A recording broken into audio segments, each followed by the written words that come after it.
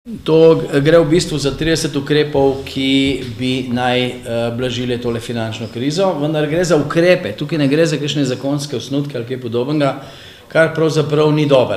Človek bi pričakoval, da bodo zadevo porihtali do te mere, da se bo kaj naredilo, ne pa da se nalaga recimo določenemu ministrstvu, da preuči eno stvar ali pa da pripravi ali pa kaj takega. Človek bi pričakoval, da bi že dobili na mizo kakšen konkreten zakon. Recimo, cela vrsta socialnih problemov je teh, ki niso upravičeni do socialne pomoči in nihče tega ne kontrolira. Tukaj bi morali vzeti nemški vzor, ki je jasen in bi ga lahko samo prekopirali in aplicirali v Sloveniji. Recimo imamo v zakonu o delovnih razmerjih varianto, da nekdo, ki noče iti v penzijo, pač ne gre v penzijo in na ta način se določeni stari, vendar zanesljivi in taki pravi politični kadri držijo na določenih delovnih mestih, ki bi že zdavnaj morali iti v penzijo. Tukaj jemlje več denarja, bistveno več denarja, recimo plače ima 3500 evrov, penzije bi imel 1500 evrov, zato noče iti.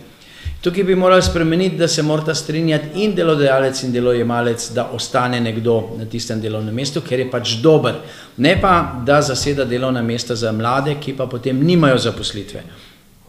Ravno tako tudi recimo socialne podpore ciganom.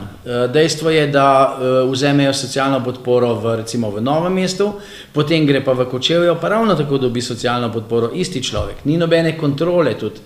Teh je vedno več.